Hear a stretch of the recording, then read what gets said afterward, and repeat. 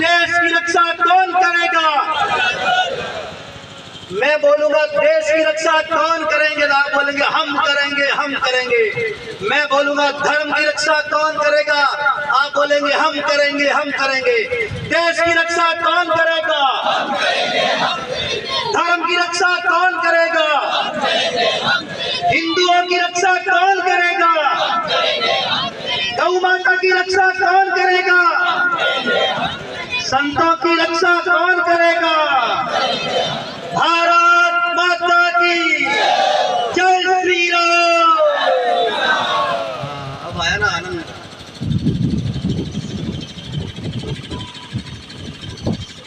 टोपी वाले उन अहमदिया मोहम्मदियाओं ने वो बैनर फाड़ दिए। अरे सुन लो मियां, आज छत्तीसगढ़ की धरती पर सैकड़ों हनुमान शक्ति के रूप में हमारे बजरंग दल के धर्म योद्धा त्रिशूल धारण कर रहे हैं। ये उन पुरखों के वंशज है।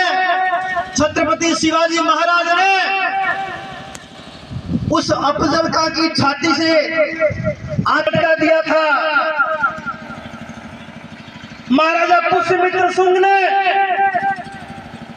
जिनके माथे पर तिलक नहीं हुआ करता था, जिनके सिर में सिक्का नहीं हुआ करती थी, उनके सिर धड़ से अलग किया करता था।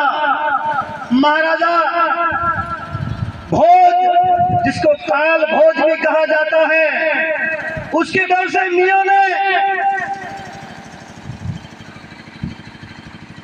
मुस्लिम औरतों के कपड़े पहनने चालू कर दिए थे।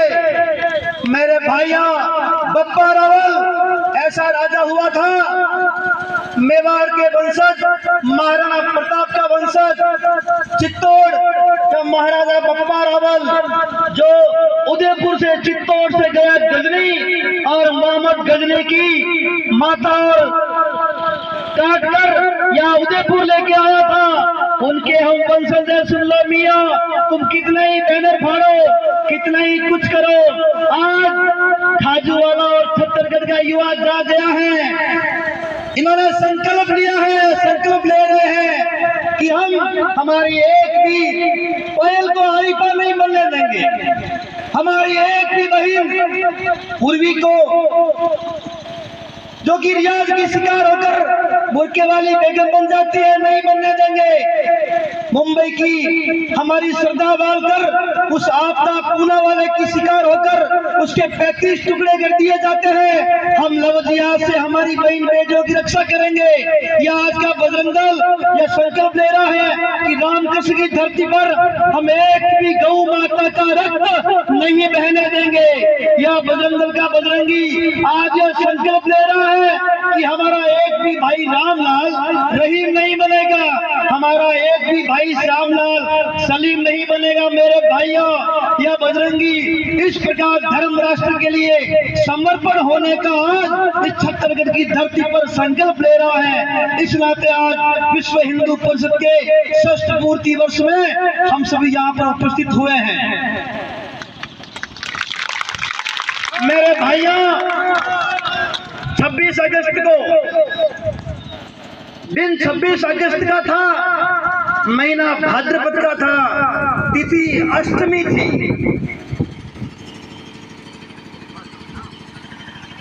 इस तिथि को एक ऐसे धरती पर द्वापर के अंत में जिस दिन भगवान कृष्ण इस धरती पर आते हैं, उसी दिन विचार कीजिए, भगवान कृष्ण का जन्मदिन और विश्व हिंदू परिषद का जन्मदिन एक ही दिन क्यों आता है? संतों ने, मनीषियों ने, महंतों ने, उस समय के धर्माचार्यों ने बैठकर यह विचार किया। मुंबई के सांदीपनी आश्रम में, पवई में क्यों किया? 1000 वर्ष तक निरंतर संघर्ष करने के बाद यह स्थिति आई, पुनः आई। क्या स्थिति आई कि जैसा भारत था, कैसा था मेरे भाइयों? यह विश्व गुरु भारत था। दूध दही की जहां नदियां बहा करती थी, ज्ञान विज्ञान में जो श्रेष्ठ था, वीरों की धरती भारत, आर्थिक संपन्न भारत, ज्ञान विज्ञान में श्रेष्ठ भारत, महापुरुषों की धरती भारत, जैसा भारत पुनः बनाना है।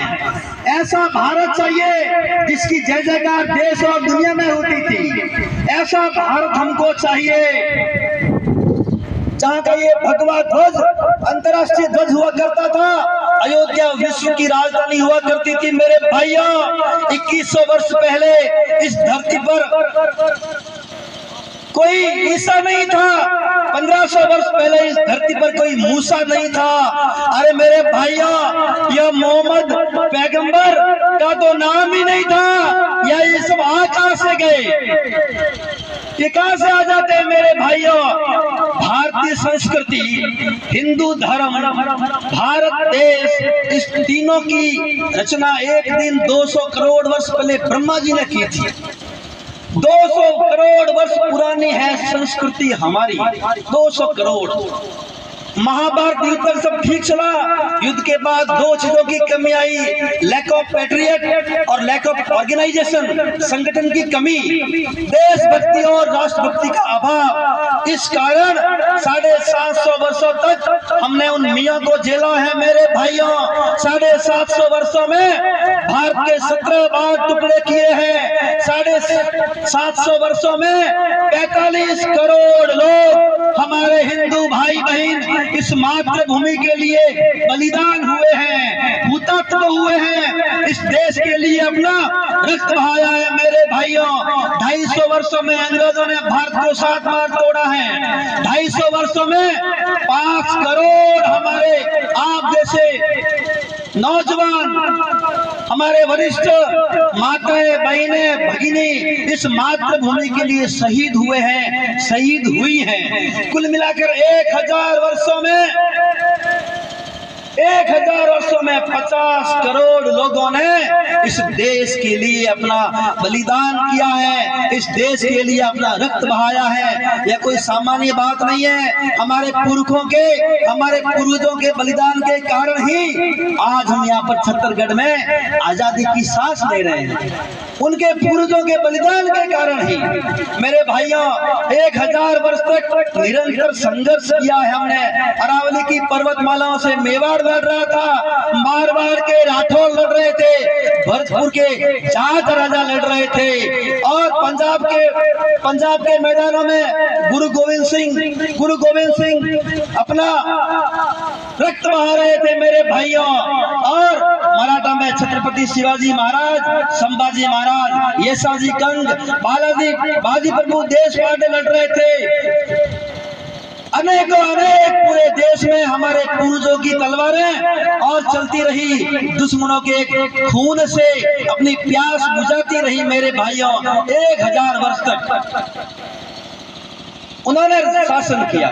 47 के अंदर भारत को आजादी मिली। हम सब जानते हैं, मैंने कहा कि 50 करोड़ लोगों के बलिदान के बाद हम यहाँ पर आजादी की सांस ले रहे हैं। लेकिन जब 1000 वर्ष तक हम गुलाम रहे तो कुछ विकृतियां आ गई। मेरे से पूर्व वक्ताओं ने यह बताया, बहनों की इज्जत लूट रही थी, गायों की हत्या हो रही थी, धर्मांतरण हो रहा था, मातृभूमि का अपमान हो रहा था, भारत माता को डायन कहा जाता था, जय श्री राम के नारे बुलंद करने वाले और भगवान कृष्ण के नारे बुलंद करने वाले वो देशद्रोही हुआ करते थे। इस प्रकार की विकृतियों को दूर करने के लिए राष्ट्रीय स्वयंसेवक संघ के द्वितीय संचालक परम पूजनीय गुरु जी स्वामी चिन्मयानंद जी महाराज की उपस्थिति में सिख संत मास्टर तारा सिंह जी, जैन संत सुशील कुमार जी और अनेक सनातनियों ने बैठकर मंथन किया कि ऐसे संगठन की आवश्यकता हो जो पूरे देश और दुनिया में रहने वालों का दुख, दर्द, समस्याएं, उनका दुखड़ा सुनकर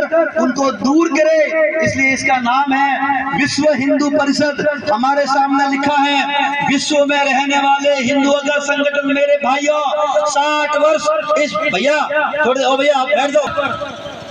60 वर्ष में विश्व हिंदू परिषद ने क्या किया? पूरे देश में यह षष्ठ पूर्ति वर्ष चल रहा है। षष्ठ पूर्ति यानी 60 वर्ष इस संगठन को हो गए हैं। जैसे आज हम इस छत्तीसगढ़ की पवित्र धरती पर बैठे हैं मेरे भाइयों, हम संगठन का 60 पूर्ति वर्ष मना रहे हैं। ऐसा का ऐसा यह पर्व इंग्लैंड की धरती पर भी मनाया जा रहा है। ऐसा का ऐसा पर्व अफ्रीका में, ऑस्ट्रेलिया में, अमेरिका में, न्यूजीलैंड में, सब जगह, थाईलैंड में, सिंगापुर में, वहां भी हमारा काम है, वहां भी हमारी समितियां हैं, वहां भी आप जैसे जय श्री राम और भारत माता के नारे बुलंद करने वाले बजरंगी हैं, वहां भी जय श्री राम और शक्ति साधना केंद्र चलाने वाली हमारी ऐसी दुर्गा वाहिनी की बहनें हैं मेरे भाइयों। अफ्रीका की धरती पर विश्व हिंदू परिषद को उनके सेवा के लिए वहां की पार्लियामेंट में उनका सम्मान किया जाता है। ऑस्ट्रेलिया के सिडनी में विश्व हिंदू परिषद को सरकार सम्मानित करती है मेरे भाइयों।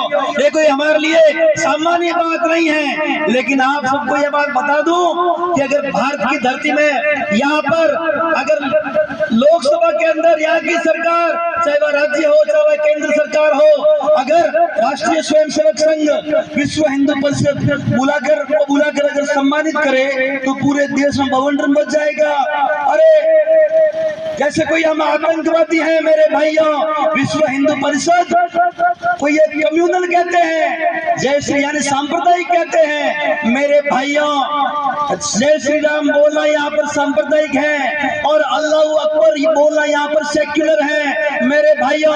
भारत माता की जय बोलना यहाँ पर सांप्रदायिक हो गया है और वो दिन में 5 बार नमाजों से रोकते हैं, वो एक सेक्युलर है मेरे भाइयों। हमारे संत जब भारत माता की बात करते हैं तो ये संत सांप्रदायिक हो जाते हैं। उनके मुल्ले और मौलवी मदरसों से, मस्जिदों से कहते हैं हिंदू काफिर हैं, हिंदुओं को मारो, हिंदुओं को काटो, हिंदुओं के साथ अत्याचार करो, उनके बहन बेटे को उठाकर लेके जाओ, उनके साथ विवाह करो। वो बेचारे सेक्युलर हो जाते हैं मेरे भाइयों।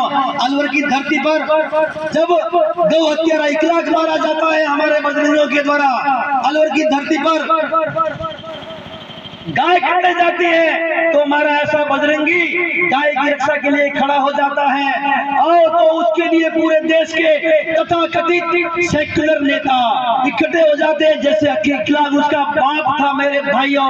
इस प्रकार की दोहरी मानसिकता, दोहरा मापदंड भारत में क्यों? जय श्री राम के नारे के साथ हमारा भाई अंकित, हमारा भाई ध्रुव, हमारा भाई रोहित सक्सेना, हमारे कर्नाटक का बजरंग दल का कार्यकर्ता हर्षानाग जब निधि समर्पण अभियान करते उसकी हत्या कर देते हैं तो एक भी कोई भी तथाकथित सेक्युलर नेता भाई नहीं पहुंचता है, एक भी कम्युनिस्ट नहीं जाता है, जैसे उनको कोई सांप सूंघ गया है मेरे भाइयों।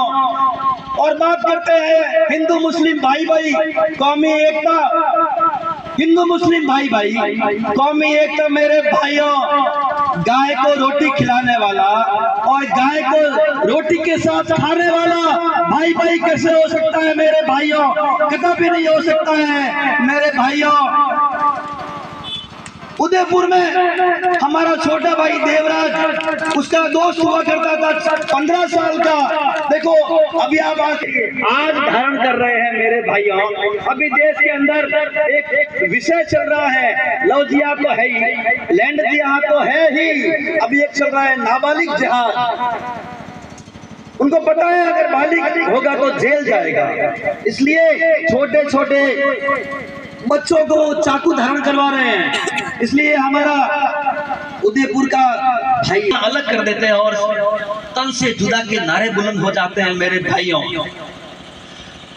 अरे जोधपुर की पायल हमारे सामने आरिफा बन जाती है। जब हम कहते हैं तो आरिफा कहती है कि मेरा तो सलीम ऐसा नहीं है, वो पंचर निकालने वाला सलीम ऐसा नहीं है, वो मेरा प्यार है।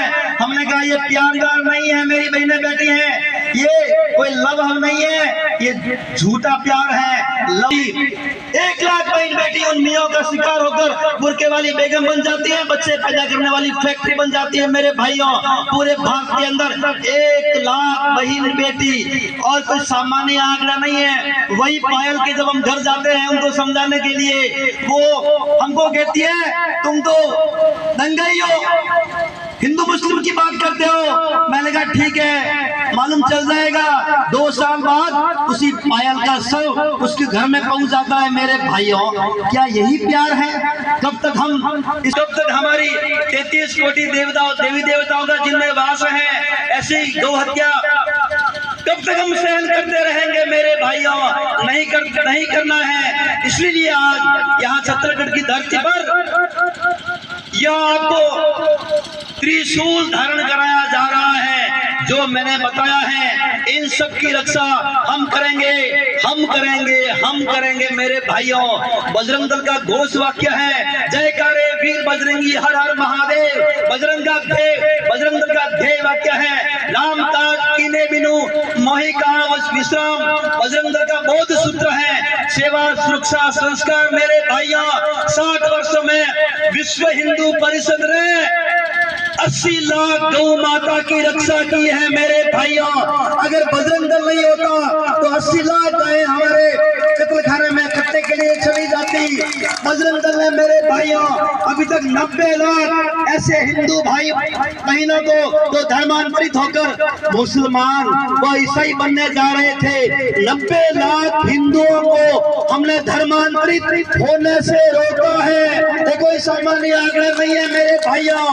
बजरंग दल और विश्व हिंदू परिषद ने मेरे भाइयों 8 लाख हमारी ऐसी भोली भाली बहन जो झूठे प्यार में फंसकर और बुरके वाली बेगम बन जाती, अगर बजरंग दल नहीं होता, 8 लाख बहन बेटियों की आप जैसे बजरंगियों ने रक्षा की है। मेरे भाइयों, ये कोई सामान्य बात नहीं है। बजरंग दल के द्वारा 7,000 ऐसी बहन बेटी जो धर्मांतरित होकर उनके घर की बेगम बन गई थी, उनको वापस विश्व हिंदू परिषद द्वारा घर वापसी करवाई हमने और हिंदू धर्म में उनकी शादी करवाई है। गौ, गंगा, गायत्री, संत, मठ, मंदिर, धर्म, राष्ट्र, अगर इन पर कुठाराघात होता है तो हमारा युवा बजरंगी 365 दिन इसके लिए लड़ने को महाराज जी ने कहा, निस्वार्थ भाव से काम करने वाला दुनिया का एकमात्र संगठन है। मेरे भाइयों, कल सवेरे मेरे पास नौका से फोन आता है, सवेरे 4 बजे हमारे नौका के जिला मंत्री फोन करते हैं, 4 बजे भाई साहब। इसलिए बता रहा हूं आपको कि जो काम हम करते हैं दुनिया में कोई भी संगठन नहीं करता है। मेरे भाइयों, सवेरे फोन आता है बीकानेर ग्रामीण के जिला मंत्री का, 4 बजे जब दुनिया सो रही होती है, हमारा बजरंगी जग रहा होता है। उन्होंने कहा, भाई साहब 10 गायें कटने जा रही हैं। मैंने कहा, है कौन? उन्होंने कहा, मिये है। मैंने कहा, सालों की टोपियां छीन लो, सालों की दाढ़ियां तोड़ दो और हमारी गौ माता एक भी नहीं कटने जानी चाहिए। दुनिया में कोई भी संगठन ये काम नहीं करता जो हम करते हैं। मेरे भाइयों, कोई नहीं करता। अगर हमारी बहन बेटी जाती है, सीधा फोन हमारे पास आता है। गाय कटती, बहन बेटी जाती, संत, मठ, मंदिर, इन पर कोई अगर कुठाराघात होता है, शुद्ध रूप से दुनिया का एकमात्र संगठन है। मेरे भाइयों, इसलिए आप यह जो त्रिशूल धारण कर रहे हैं, ये कोई सामान्य बात नहीं है। देश विरोधी लोग,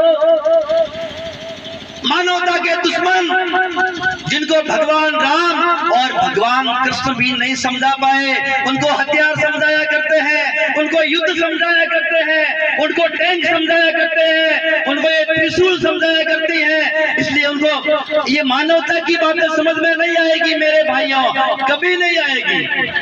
इसलिए आप सबसे निवेदन है कि धर्म राष्ट्र के लिए अपना अमूल्य समय निकाल कर दीजिए। मेरे भाइयों, बात 1921 की है, भगत सिंह को फांसी हो रही थी।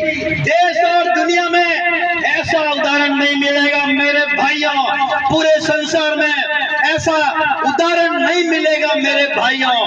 कल फांसी हो रही है, उनके हम वंशज हैं, हमारे पुरखे कैसे रहे हैं मेरे भाइयों। सुनना, ये कोई सामान्य घटना नहीं हो सकती है। असामान्य लोग इस प्रकार का काम कर सकते हैं। कल भगत सिंह को फांसी हो रही थी, उम्र क्या है? 23 साल। किस लिए? क्योंकि देश फिरंगियों के कब्जे में था। ये मातृभूमि अंग्रेजों की गुलाम थी। उनके मन में उत्साह था, उमंग था कि भारत माता को विधर्मियों से मुक्त कराना है। मेरे भाइयों, दुष्टों से मुक्त कराना है। उनकी मां गई लाहौर के जेल में, आज लाहौर पाकिस्तान में है। लाहौर में उसकी माँ गई, माँ ने कहा बेटा, माँ है ना, माँ कभी कुमाता नहीं हो सकती, बेटा तो हो ही सकता है। माँ ने कहा बेटा कल तुझे फांसी हो जाएगी, कल तो इस दुनिया से चला जाएगा। उम्र क्या थी, खेलने की उम्र थी मेरे भाइयों। ये जो जवान बेटे हैं, जवानी जिधर चलती है नया इतिहास रचती है मेरे भाइयों। आप प्रेरणा लीजिए भगत सिंह से। माँ ने कहा कल फांसी होगी, माँ रोने लग गई, कल तू चला जाएगा दुनिया से। तो भगत सिंह क्या कहता है, माँ ने कहा मैंने तेरे लिए बहुत स्वप्न देखे थे, तेरी सगाई कर रखी है, हमने सोचा कि तेरी शादी करूंगी, दुल्हन लेके आऊंगी, घर का आंगन सजाऊंगी। इस प्रकार की भावना माँ ने भगत सिंह के सामने व्यक्त की। भगत सिंह आया माँ के पास, आमने सामने खड़े थे, बीच में वो जेल की ताड़ियां थी। भगत सिंह ने आंसू पहुंचे और कहा माँ तू बावड़ी है। तो भगत सिंह की माँ होकर रो रही है।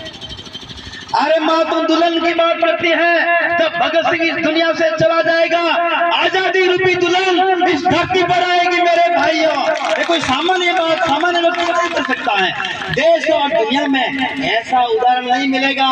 जोरावर जोर सिंह बोला, फतेह सिंह शोर से बोला। उम्र क्या थी, 7 वर्ष।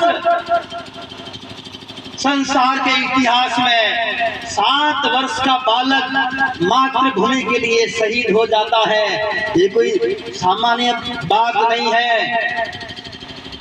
गुरु गोविंद सिंह की मां ने कहा मेरे 4 बच्चे लेकर आओ, कहां गए?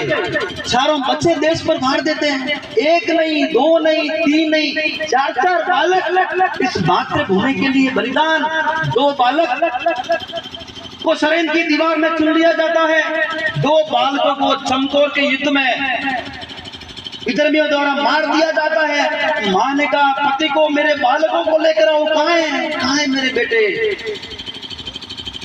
क्या कहते हैं गुरु गोविंद सिंह, सुनना, देश धर्म के वास्ते वार दिए सुध 4 मुए तो क्या हुआ, जिंदा 40,000। इस